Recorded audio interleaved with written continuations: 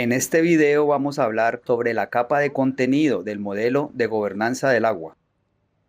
Mucha gente piensa que la buena gobernanza del agua o la buena gestión de los recursos hídricos está relacionado con la tecnología, las finanzas y el conocimiento.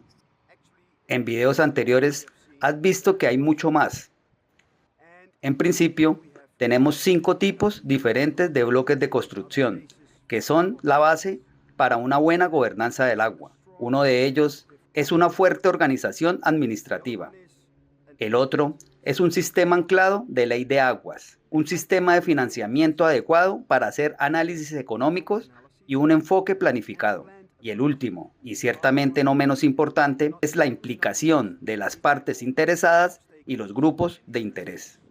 Como has visto en videos anteriores, el modelo de gobernanza del agua consta de 3 capas diferentes. Una capa de conocimiento, una capa institucional y una capa relacional. El modelo consta de 3 capas horizontales. Sin embargo, es muy importante leer el modelo también verticalmente en una dirección vertical, porque las diferentes capas del modelo de gobernanza también están muy interconectadas de manera vertical. Es difícil, si no imposible, implementar la gestión integrada de los recursos hídricos sin conocimiento, sin experiencia y sin habilidades sobre los sistemas de agua y sobre el uso de la tierra en general. La capa de contenido del modelo de gobernanza del agua es una especie de base, es una especie de cimiento que conecta las diferentes capas del modelo de gobernanza del agua, pero no se puede ver de forma independiente. Todas las capas se necesitan entre sí y la capa de contenido también está relacionada con las otras capas. Si hablamos de la capa de contenido del modelo de gobernanza del agua, hablamos de datos, conocimientos, habilidades e información. Y se necesitan, por ejemplo, para estudiar el comportamiento de un sistema de agua. Cómo reacciona un sistema de agua, por ejemplo, ante la lluvia o cómo reacciona ante diferentes tipos de uso de la tierra. Sin embargo, la capa de conocimiento también se utiliza para identificar y evaluar problemas físicos, ecológicos y socioeconómicos. También es muy importante tener conversaciones imparciales con las partes interesadas, porque muy a menudo se ve en la vida real que todas las partes interesadas tienen sus propias percepciones, propias ideas sobre cómo funciona un sistema de agua. También es muy importante identificar y equilibrar intervenciones sostenibles. Entonces, primero hay que pensar qué tipo de intervenciones para hacer frente a ciertos problemas son sostenibles. Las partes de la capa de contenido también son necesarias para desarrollar planes y políticas bien pensados. También es necesario para configurar un financiamiento equitativo, correcto y equilibrado. Y finalmente, pero no menos importante, desarrollar, probar e implementar las herramientas adecuadas para la gestión operativa o integrada del agua en diferentes niveles. 2 ejemplos para ilustrar la relación entre las diferentes capas del modelo de gobernanza del agua. Para poder, por ejemplo, desarrollar tarifas impositivas sólidas y equitativas para el uso del agua, que en realidad es parte de la capa institucional, se necesitan datos e información sobre el uso del agua, sobre los usuarios del agua, sobre los balances del agua, sobre los esquemas de desviación, sobre los flujos ecológicos. Entonces, hay mucho conocimiento, muchos datos utilizados para desarrollar aranceles fiscales sólidos y equitativos. Otro ejemplo es que si desea desarrollar un proceso de participación para la planificación de la gestión de los recursos hídricos, que en realidad es parte de la capa relacional, entonces necesita saber qué tipo de partes interesadas están en juego en un área específica y cuáles son sus intereses. También es muy importante conocer sus intereses mutuos. Es importante conocer sus conflictos, qué tipo de conflictos tienen y cómo se relaciona con la gestión del agua y el uso del suelo. Y también hay que conocer sus interdependencias en la gestión de los recursos hídricos. ¿Cómo diseñamos la capa de contenido para un área específica o, por ejemplo, para una cuenca hidrográfica? Para utilizar diferentes tipos de datos e información, es importante comenzar con un estudio de línea base. Te diré algo más de eso más adelante. Entonces, es muy importante determinar las necesidades de información, qué tipo de información se necesita para conocer un sistema fluvial y para hacer frente a diferentes tipos de problemas. Entonces, tal vez podría ser importante si no hay suficientes datos para configurar redes de monitoreo. Si se recopilan datos, es muy importante validarlos. Luego, por supuesto, debe transferir los datos recopilados a la información que se puede utilizar para esta área o problemas específicos. Y por último, debe implementar y utilizar la información y el conocimiento recopilados para desarrollar planes para hacer frente a diferentes tipos de problemas.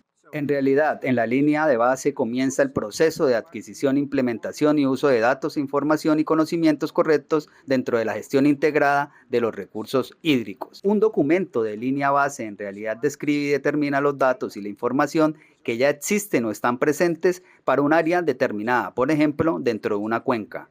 La línea base en sí misma determina en gran medida qué tipo de datos, información y conocimientos faltan para cerrar la brecha hacia una toma de decisiones acertada. La determinación de las necesidades de información también es un aspecto muy importante de la capa de contenido.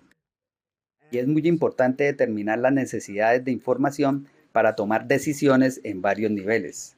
Básicamente, distinguimos cuatro tipos diferentes de niveles para la toma de decisiones con respecto a la gestión de los recursos hídricos. Uno es operativo, decisiones que deben tomarse, por ejemplo, para la gestión del agua a nivel diario. Luego tenemos también decisiones que deben tomarse a nivel táctico, que es más o menos entre 1 y 2 años. Decisiones que tenemos que tomar en un futuro próximo. También tenemos que tomar decisiones estratégicas, que son decisiones que están más lejos en el futuro. Por ejemplo, con respecto a la variabilidad del clima y el cambio climático. Sin embargo, también tenemos que tomar decisiones con respecto a eventos extremos o calamidades, y esas decisiones se toman en una escala de tiempo muy breve, a veces incluso en horas. Hay una metodología desarrollada para determinar las necesidades de información y esa es la metodología de la pelota de rugby.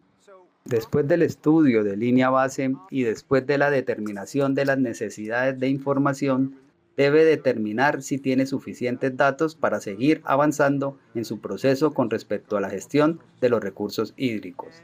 Y si este no es el caso, para satisfacer las necesidades de información, se deben desarrollar y establecer redes de monitoreo basadas en un plan de monitoreo sólido y bien pensado.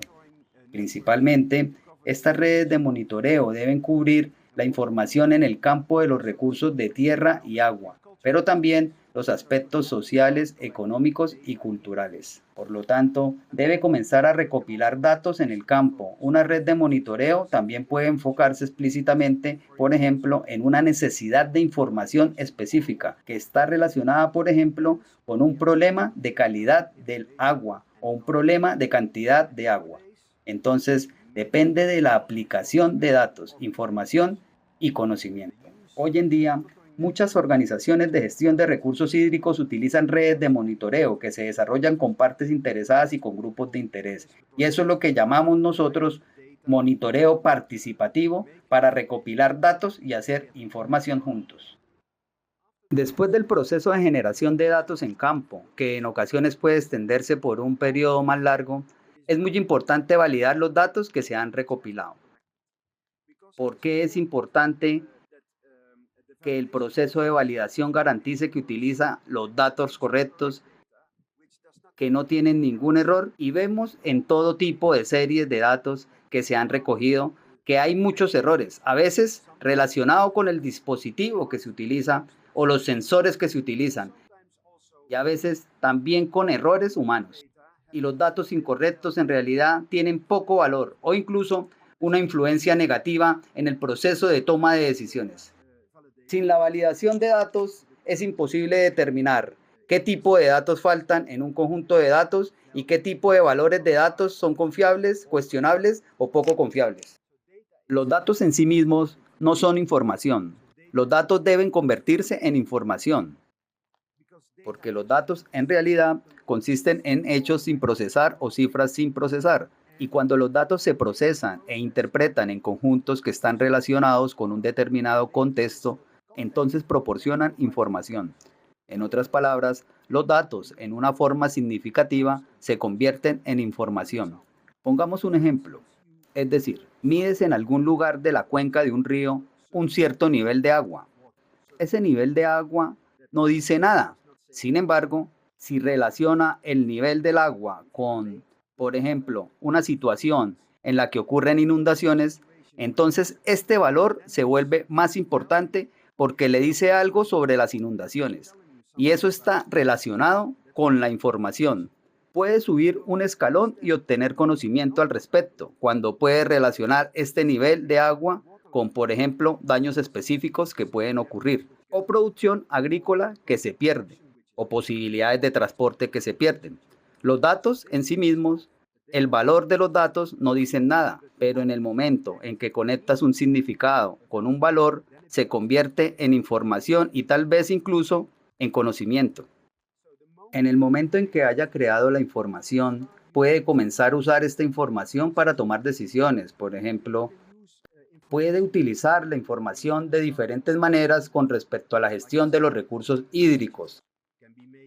Como dije, la toma de decisiones la pueden tomar los administradores de los recursos hídricos, pero también las pueden tomar las empresas. Por supuesto, también puedes usar la información, digamos, de una manera más científica para aumentar el conocimiento científico. Sin embargo, también puede utilizar esta información para realizar evaluaciones del estado actual de un sistema de agua y, por ejemplo, puede evaluar los cambios a lo largo del tiempo si observa la información que proporcionan los conjuntos de datos. Los gestores del agua de todo el mundo utilizan cada vez más los llamados sistemas de información del agua, que proporcionan información realmente hecha a medida para análisis específicos o procesos de toma de decisiones específicos. Y cada vez es más común que la mayor parte de esta información se comparta con las partes interesadas y el público en general, por ejemplo, a través de Internet. Los sistemas de información del agua son en realidad una herramienta de comunicación en crecimiento, que de hecho son necesarios en la creciente necesidad de información en tiempo real en las sociedades modernas. Me gustaría terminar esta parte con algunas declaraciones finales. Primero, es crucial que el proceso de diseño de la capa de contenido en la gestión de los recursos de tierras y aguas se ejecute junto con las partes interesadas y los grupos de interés. Y segundo, comúnmente hoy en día es de hecho impensable que las partes interesadas que viven y trabajan en las cuencas de los ríos y que dependen de los recursos de las cuencas y de los ríos no estén involucradas en los procesos de toma de decisiones que tienen un gran impacto en su vida diaria, el medio ambiente y sus perspectivas. Hasta pronto a toda la gente de Sudamérica y también a la gente de Colombia y la gente, personas de Santander y otros departamentos a Colombia. Hasta pronto.